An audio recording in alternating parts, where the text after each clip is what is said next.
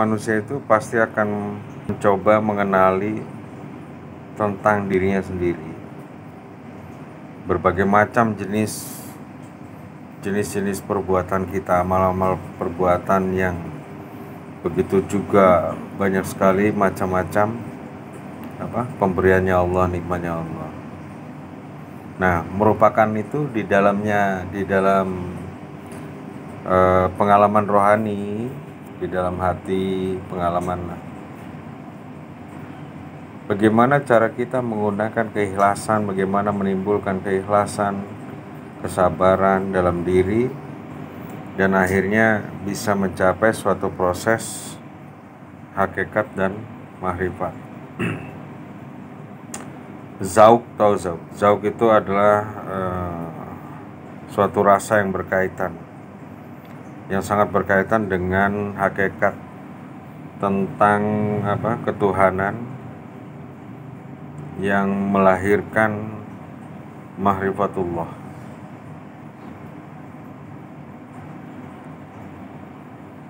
Mahrifatullah itu pengenalan tentang Allah. Tidak ada hakikat dan tidak diperoleh juga mahrifat. Jadi mesti ada hakikat dari kebenaran tentang pengenalan dirinya dan Tuhannya. Tanpa hal tidak ada hakikat dan tidak diperoleh juga mahrifat. Ahli ilmu membina mahrifat itu melalui dalil-dalil ilmiah, tetapi kalau ahli tasawuf itu bermahrifat melalui pengalaman tentang hakikat itu sendiri. Sehingga pengalaman rohani sang manusia itu harus kita jadikan suatu contoh, suatu jalan, proses bagaimana cara kita mengenali Allah Subhanahu wa Ta'ala. Nah, sebelum mencapai hakikat, seorang ahli yang kerohaniannya terlebih dahulu memperoleh, yaitu terbukanya kegaiban kepadanya. Apa tuh kegaibannya? Gaib-gaibnya tuh apa? Pengalaman rohani tuh kayak sabar, kemudian pengalaman tentang diri dalam menjalani proses keikhlasan, atau secara kasar sekarang ini banyak sekali yang kita perhatikan tuh di video-video ya, yang yang lihat yang gaib-gaib gitu kan. Tapi ada juga yang dibikin-bikin. Ya segala tuh yang di konten-konten pocong dibikin-bikin, terus yang dimasak, jin yang dimasak. Nah, ya. Jadi yang penting itu adalah yang dapat mengenali tipu daya setan yang bersembunyi dalam berbagai bentuk dan dalam suasana di dunia ini. Ya, bagaimana cara kita mengenali tipu daya setan? Nah, tipu dayanya itu melalui nafsunya. Rasulullah SAW, Rasul sendiri sebagai ahli kasyaf yang paling unggul, hanya melihat Jibril alaihissalam dalam rupanya yang asli 2 kali. Rupanya Jibril itu, wujudnya Jibril itu Rasulullah ngelihatnya cuma 2 kali. Yang aslinya ya. Walaupun pada setiap kali Jibril menemui Rasulullah itu dengan rupa yang berbeda-beda, tapi ketemunya dengan wujud asli Jibril itu cuma 2 kali. Tapi Jibril bisa mewujudkan dirinya itu Jadi apa untuk ketemu Rasulullah? Tapi Rasulullah pasti mengenali Jibril, walaupun dia berubah bentuk seperti apa. Bila seorang ahli kerohanian, maka dia telah mau untuk menerima keadaan-keadaan atau pengalaman-pengalaman rohani tentang hakikat-hakikat ketuhanan. Tidak mungkin diperoleh dengan beramal dan menuntut ilmu. Suatu hal itu tidak akan pernah mungkin diperoleh dengan beramal dan menuntut ilmu. Sebelum ini pernah dinyatakan bahwa tidak ada jalan untuk masuk ke dalam gerbang marifat. Seseorang hanya mampu beramal dan menuntut ilmu untuk sampai ke gerbangnya. Bila sampai di situ, seseorang itu hanya menanti karunia-Nya Allah. Semata-mata karunia Allah itu yang membawa marifat kepada hamba-hambanya. Karunia-Nya Allah yang mengandung marifat itu namanya hal. Ada orang yang memperoleh hal sekali saja yang dikuasai oleh hal dalam waktu yang tertentu, dan ada juga yang terus-menerus di dalam hal itu. Hal yang terus-menerus ini kemudian kekal, dinamakan wisof, yaitu penyerapan hal secara kontinu, terus-terusan, kekal, atau bahasanya bako. Hal atau ahwal dan wisol ini bisa dibagi menjadi 5 macam. Yang pertama adalah abid. Abid itu orang yang dikuasai oleh hal yang membuat dia merasa dengan sangat bahwa dirinya hanyalah seorang hamba yang tidak memiliki apa yang mereka punya, dia punya, dan sesungguhnya mereka itu hanya mampu berdaya, berupaya, tapi menentukan tidak. Ya, yang jelas penentu itu adalah Allah Subhanahu wa taala. Kekuatan, usaha, bakat, apa sajalah yang ada padanya itu adalah cuma daya dan upaya. Yang itu semua daya upaya juga dari Allah. Itu tuh. Semuanya itu juga adalah karunia-Nya Allah. Allah lah itu sebagai pemilik semuanya. Sebenar-benarnya pemilik ya hanya Allah. Apabila Allah memberi, maka Allah berhak mengambil kembali pada masa yang Allah kehendaki. Kapan saja. Orang berusaha ini itu dapat apa enggak ya terserah Allah. Urusan kita itu hanya abid tadi, hanya beribadah saja. Dan semuanya itu adalah ibadah. Ibadahnya hanya untuk Allah Subhanahu wa taala, bukan untuk pahalanya, bukan untuk gajinya, bukan untuk nama baiknya, bukan. Tapi untuk Allah Subhanahu wa taala. Yang kedua itu yaitu tentang asyikin. Asyikin itu orang yang memandang sifat keindahannya Allah. Rupa, bentuk, warna, ukuran nggak jadi soal. Karena apa saja yang dilihat itu yang menjadi cermin yang ada itu hanya melihat keindahan dan keelokannya Allah. Jadi yang kita lihat ini sebenarnya bukan apa-apa. Kita ini nggak ada. Semua ini nggak ada, yang ada hanya Allah. Ya. Amal atau kelakuan asyikin ini ialah gemar merenungi alam dan memuji tentang keindahan Allah Subhanahu wa taala. pada apa yang disaksikannya. Jadi semua di alam semesta, semestanya alam, itu tidak ada yang lain, hanya Allah Subhanahu wa Ta'ala. Dia boleh duduk menikmati keindahan alam berjam-jam tanpa merasa jemu, kilauan ombak, titikan apa tadi sore, air hujan yang begitu enak didengar, dilihat gitu. Cuman ngeliat keindahan.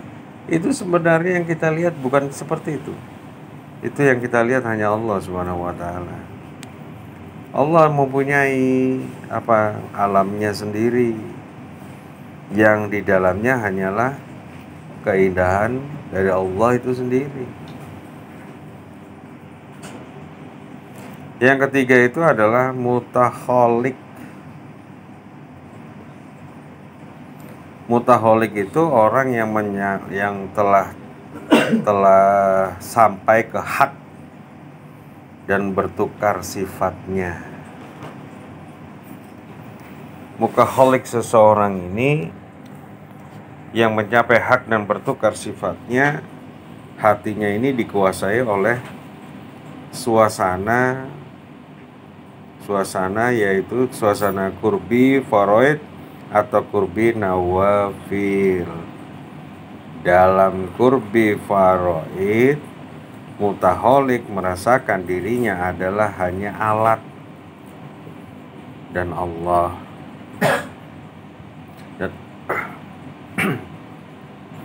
Dan Allah Subhanahu wa Ta'ala itu menjadi pengguna alat tersebut. Bisa dipahami tidak? Bahwa mutaholik ini untuk mencapai hak yang bertukar dengan sifatnya, dia hanya merupakan melihat atau kelakuan dirinya itu tanpa dia merancang atau campur tangan. Bahkan dia tuh nggak mampu mengubah apa yang akan terjadi atau takdir pada kelakuan dan perbuatannya. Dia menjadi orang yang terpisah daripada dirinya sendiri. Dia bisa melihat dirinya melakukan sesuatu perbuatan seperti dia melihat dirinya sendiri melakukan. Jadi kalau kita bercermin, kita goyang kanan, goyang kiri, kita bisa lihat.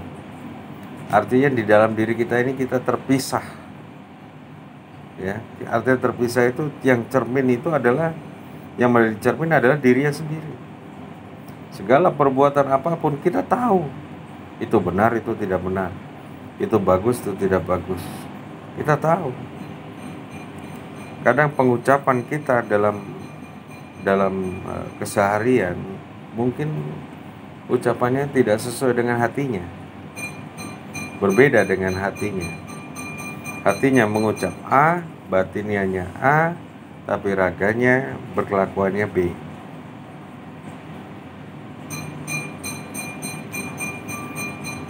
Kemudian hal kurbi faraid ini adalah dia melihat bahwa Allah Subhanahu wa Ta'ala itu melakukan apa yang dia kehendaki, sehingga manusia ini harus paham bahwa takdirnya Allah itu sebenarnya sudah ada dan kita mampu untuk melihatnya, melakukan apa yang dikehendaki Allah. Jadi perbuatan dia sendiri adalah tidak ada yang lain, hanya Allah itu sendiri. Masa kita bergerak, terus bagaimana kalau gerakannya itu adalah salah? Apakah itu gerakan Allah sendiri? Kan dikatakan demikian tadi, bahwa semuanya itu hanya Allah, gak ada yang lain.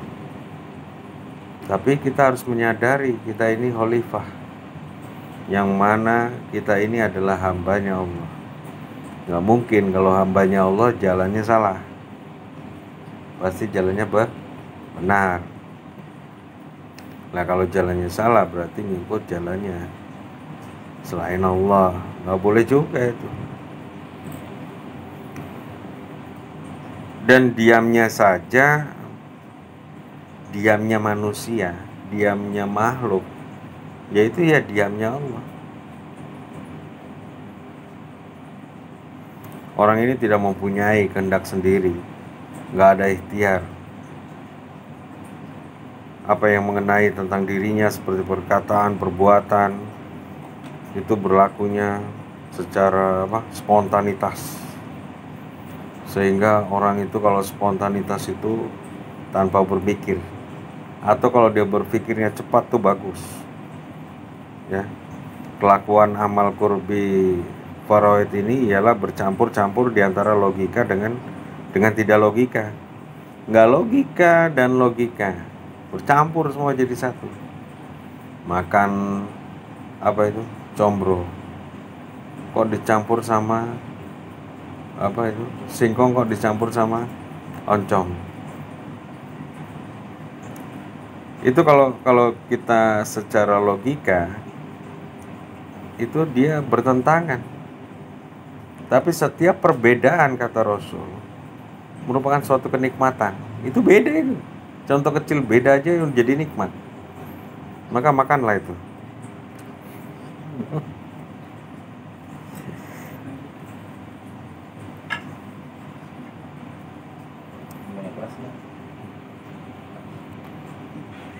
Jadi apa yang mereka mengenai tentang dirinya, seperti perkataan, perbuatan, secara spontan, kelakuan atau semuanya itulah bercampur dengan logika dengan tidak logika. Atau kamu punya adat istiadat, kemudian adatnya ini mengikuti adat, atau dengan merombak adatnya. Kamu punya akhlak demikian, kemudian kamu rubah akhlak kamu. Kamu punya pengetahuan, kemudian kamu tambah pengetahuan itu. Kan nyampur itu semua. Jadi semua yang bercampur itu nggak ada yang lain. Ya tetap Allah juga gitu. Mau kamu campur-campur apa ya tetap aja itu Allah. Tidak tahu Allah Subhanahu wa Ta'ala itu berbuat apa yang Dia kehendaki. Manusia tuh hanya menerima saja. Menerima takdir yang telah diberikan oleh Allah Subhanahu wa Ta'ala, dan kita hanya menjalani semua untuk sampai ke dalam takdir itu sendiri dengan proses-proses untuk sampai ke takdir itu.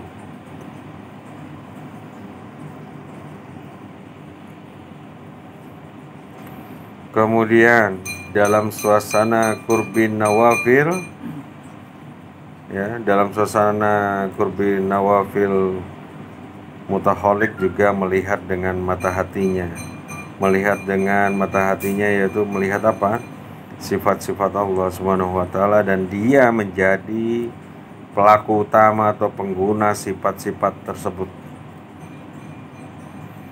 Yaitu dia menjadi khalifah dirinya sendiri. Jelas ya? Jadi kan yang namanya khalifah diri sendiri, maka orang ini sudah menjalani suasana di dalam suasana qurbi nawafil. Di dalam qurbi nawafil, yang mutakhalik ini melihat dengan mata hati dengan sifat-sifat Allah Subhanahu wa Ta'ala. Sifat-sifat ini merupakan khalifah bagi dirinya dalam menentukan, dalam menjalani proses untuk mencapai takdir itu sendiri. Jadi suasana qurbi faraid dengan suasana qurbi nawafil semua jadi satu. Yang logika, tidak logika, semua jadi satu. Yang berbeda semua jadi satu, dan semua itu adalah Allah Subhanahu wa Ta'ala. Kalau hal qurbi nawafil ini ya berbuat dengan izin Allah, karena Allah Subhanahu wa Ta'ala itu memberikan kepadanya untuk berbuat sesuatu. Contoh saja misalnya qurbi nawafil itu perbuatannya atau kelakuannya Nabi Isa alaihissalam yang membentuk rupa burung dari tanah liat itu, lupa saya ceritanya itu kisahnya. Rupa burung, bentuknya burung dari tanah liat, lalu memerintahkan burung itu terbang dengan izin Allah. Nah, Nabi Isa itu mujizatnya ya salah satunya itu. Jadi tanah liat dibentuk kayak burung. Kemudian dia disuruh terbang, ya terbang. Gitu. Jadi orangnya nganggapnya itu wah ini Tuhan ini. Padahal itu dengan izin Allah bisa terbang. Juga Nabi Isa pernah bangkitin orang mati itu loh. Kisahnya gimana tuh? Saya lupa, itu udah lama banget. Nabi Isa alaihissalam juga melihat sifat-sifat Allah yang diizinkan menjadi suatu kemampuan beliau, sebab beliau itu tidak ragu untuk menggunakan kemampuannya. Jadi kita nggak boleh ragu. Kita punya kemampuan, jangan ragu dengan kemampuan kita. Karena keraguan itu adalah awal dari kegagalan kita. Yang keempat itu muwahhid. Muwahhid itu fana dalam zatnya. Zatnya itu nggak ada. Dan zat mutlak itu yang menguasai. Siapa zat mutlak? Ya Allah itu sendiri. Bagi muwahhid itu dirinya itu nggak ada. Bagi kita nih muwahhid, kita nih muwahhid, kita tuh nggak ada, dan semuanya nggak ada gitu. Yang ada hanya Allah, gitu aja. Ini semua ini yang ada di sini ini nggak ada, padahal ada. Secara logika kan ada, secara tidak logika nggak ada. Yang ada hanya Allah Subhanahu wa Ta'ala. Sehingga bagi muwahhid ini adalah dirinya itu tidak ada, yang ada hanya Allah Subhanahu wa Ta'ala. Orang ini telah berputus hubungannya dengan kesadaran basiroh dan sekalian mawujud. Kalau sudah melihat secara kamalul basiroh, secara sempurna ke penglihatannya, maka seseorang ini sudah hampir sampai ke mewujudnya Allah, mewujudullah, atau wujudullah. Rasulullah ketemu Jibril wujud aslinya 2 kali, ya kan? Maka ada kitab tuh yang menjelaskan tentang wujud aslinya malaikat kayak gimana.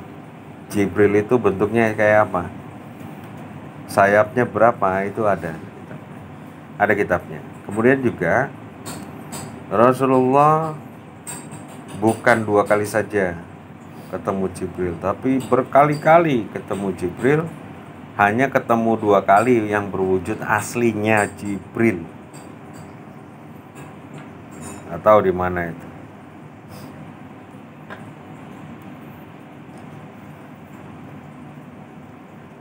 Kelakuan atau amal yang tidak ada lagi seperti manusia biasanya karena dia telah terlepas dari sifat-sifat kemanusiaan dan kemahlukan. Jadi wali-waliullah itu udah lupa sama dirinya. Yang dia ingat hanya Allah aja. Dia lupa sama dirinya, dia saking asiknya dekat dengan yang kuasa, melihat keindahannya Allah, ya kan? Saking enaknya, terus lupa sama dirinya, lupa, gitulah. Nah itu manusia tuh. Kemudian yang kelima, mutahaqqiq.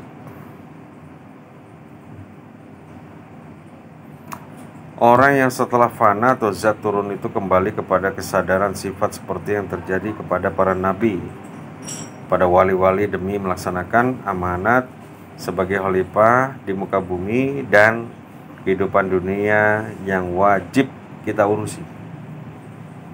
Kita ini khalifah, kita ini imam pada diri kita sendiri. Kita ini pemimpin di keluarga. Kita harus bisa memimpin keluarga ini. Gitu. Kamu bisa mimpin dirimu, pasti kamu bisa mimpin bagian terluar darimu, yaitu istri. Bagian dari kasih sayangmu adalah anak dan istrimu. Bagian dari kecintaan kamu kepada sifatullah, kepada wujudullah adalah mengimani Allah Subhanahu wa taala.